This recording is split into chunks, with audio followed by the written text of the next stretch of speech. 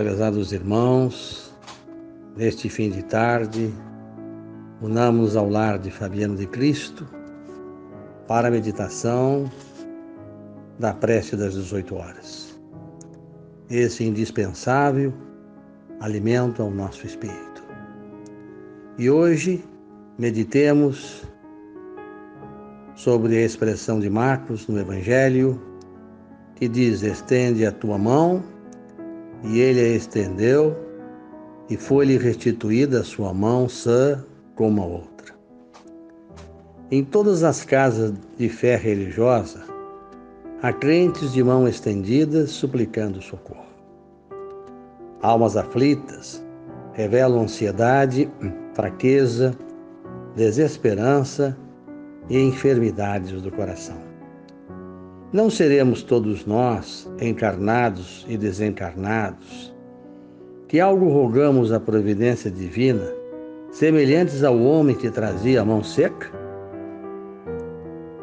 Presos ao labirinto criado por nós mesmos, ei-nos a reclamar o auxílio do Divino Mestre. Entretanto, convém ponderar a nossa atitude. É justo pedir, e ninguém poderá cercear quaisquer manifestações da humildade, do arrependimento e da intercessão, mas é indispensável examinar o modo de receber. Muita gente aguarda a resposta materializada de Jesus. Esse espera o dinheiro, aquele a conta com evidência social de improviso, aquele outro exige a imediata transformação das circunstâncias no caminho terrestre. Observemos, todavia, o socorro do Mestre ao paralítico. Jesus determina que ele estenda a mão mirrada e estendida, não lhe confere bolsas de ouro, nem fichas de privilégio. Cura, devolve-lhe a oportunidade de serviço. A mão recuperada, naquele instante, permanece tão vazia quanto antes. É que o Cristo restituiria-lhe o ensejo bendito de trabalhar, conquistando sagradas realizações por si mesmo, recambiava-o as lides redentoras do bem, nas quais lhe cabia edificar-se e engrandecer-se.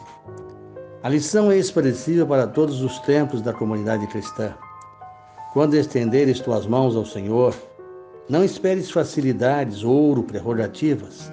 Aprende a receber-lhe assistência, porque o divino amor te restaurará as energias, mas não te proporcionará qualquer fuga às realizações do teu próprio esforço. Esta maravilhosa doutrina, que é reparadora à alma, porque ela não só traz a medicação que é capaz de balsamificar as feridas de nosso pretérito culposo, mas ela educa as nossas almas. Ele educa para aprender a seguir o Mestre Jesus.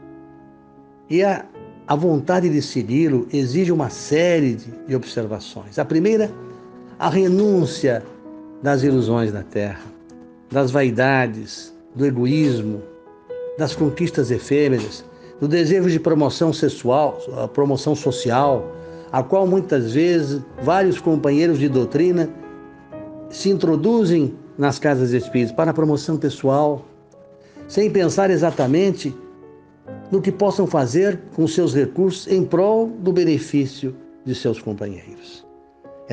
A casa espírita é, sem sombra de dúvidas, um educandário, um hospital, um presídio e uma casa de reforma moral e ética. Por isso é muito importante que oremos pedindo ao Senhor nesses momentos difíceis de pandemia. Uma pandemia que certamente, porque a criatura humana não conseguiu aprender a importância de meditar nas conquistas dos bens espirituais, se prolongou.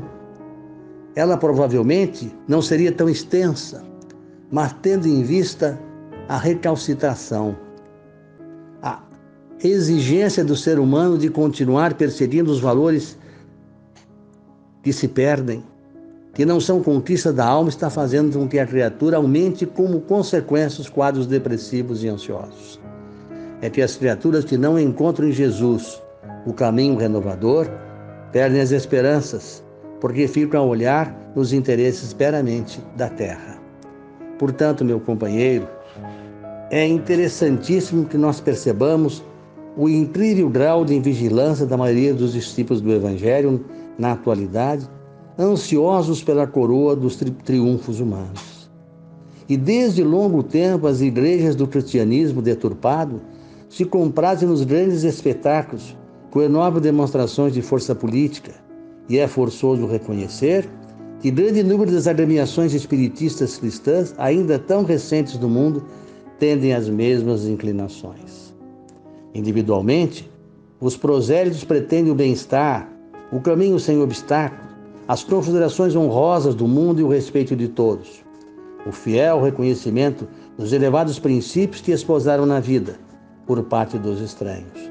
Quando esta bagagem de facilidades não os bafeja no serviço edificante, sentem-se perseguidos, contrariados e desditosos. Mas e o Cristo? Não bastaria o quadro da coroa de espinhos para atenuar-nos a inquietação? Jesus nos mostra, acima de tudo, que somos responsáveis pelo nosso destino.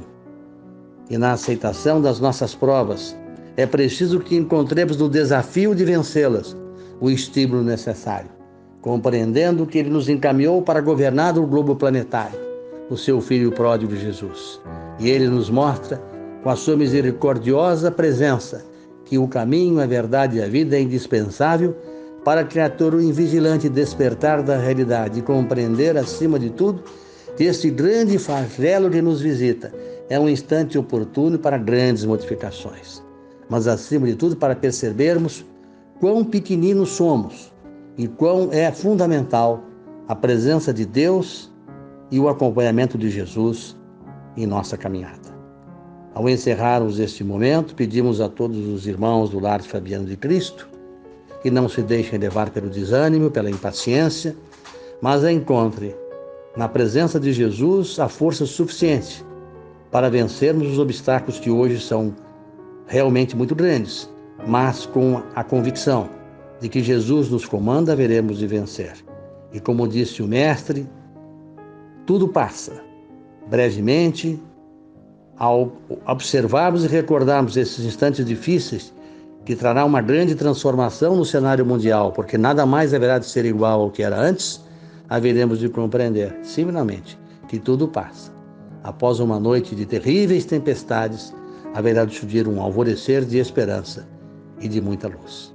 Que a paz de Jesus abençoe todos os corações.